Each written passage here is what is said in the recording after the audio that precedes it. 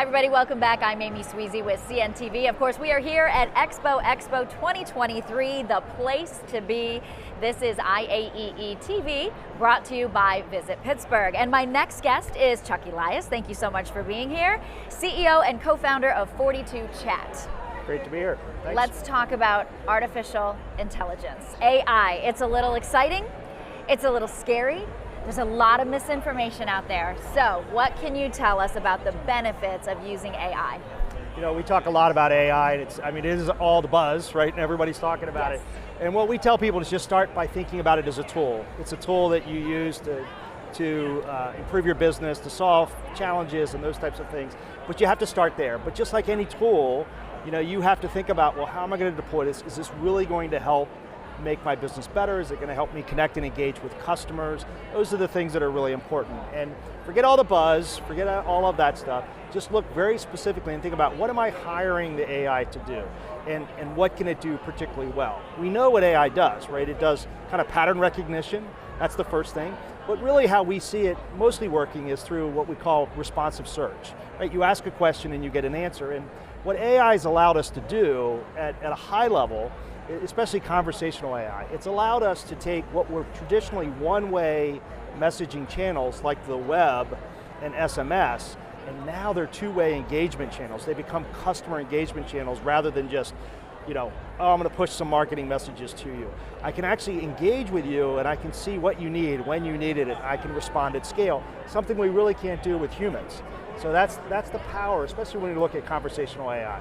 Are there, I'm sure there are, but what are some of the disadvantages, or what are some of the challenges, I guess is a better word? I think the biggest challenge that people need to be aware of is anytime you apply a solution like this, the question that you have to ask yourself, is this going to enhance my brand for my customers? Am I doing it for me, or am I doing it to improve engagement? And a lot of, if you go out there and you look at a lot of website bots and things like that, what you'll see is they're really not designed for the user. They're designed to generate leads or answer questions, but not really to help you understand what you're trying to get to.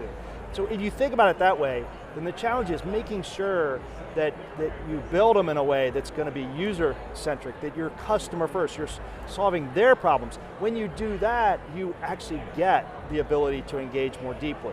And that's the most important thing. What people try to do is they think, oh, I'll just turn on a ChatGPT and it'll work, right? The other thing that's important is no matter how it's working, you have to monitor it and watch it. And too many people are deploying it and go, oh, it must work. Well, have you really looked and seen, is it really working, or do you just, somebody told you, oh, I turned it on and it works? So if you're not monitoring conversations and looking at those and saying, how do I retrain?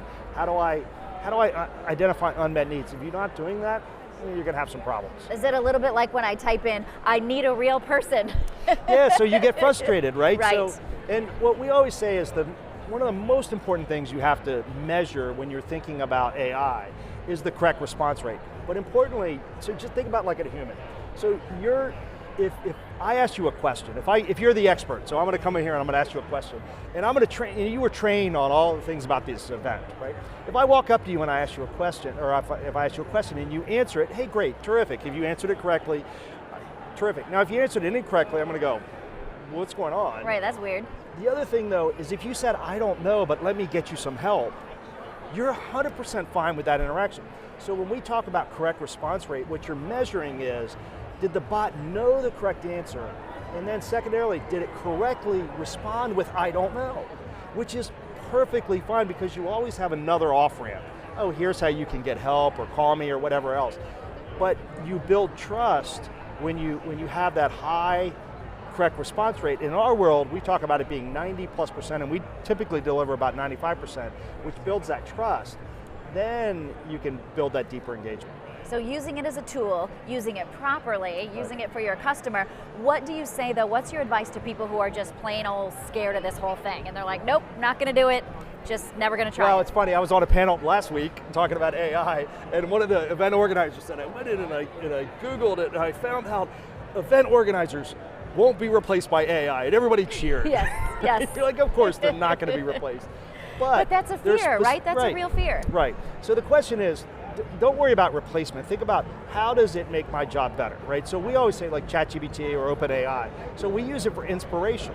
right? We say, oh, hey, I give an example of, oh, I have a show coming up and I'd like to create a marketing email around that. Well, you can have ChatGPT or solutions like that create a draft.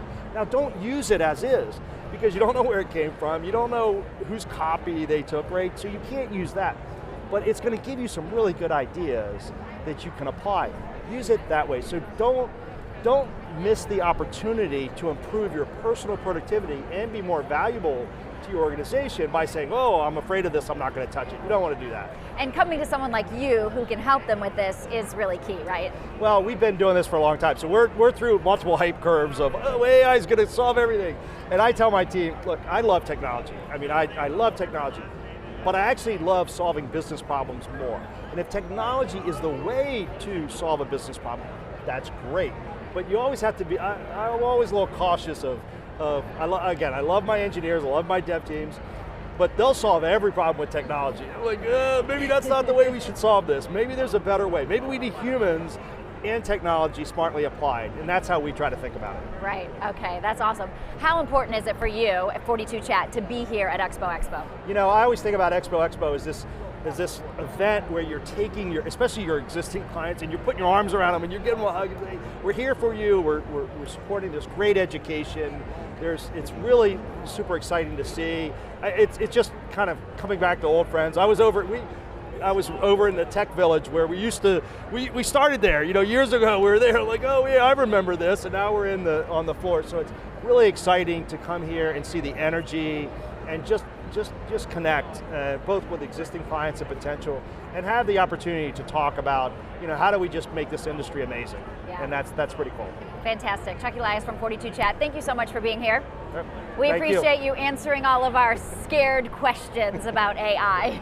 Happy to be here. All right, everybody, don't forget to stay connected. Of course, you can follow us on social media. We are on X, which used to be Twitter. We're on YouTube. We're on all the places, all the social channels. Just use the hashtag ExpoExpo, or you can use Show for Shows, of course, as well. For IAEE-TV, brought to you by Visit Pittsburgh, I'm Amy Sweezy for CNTV.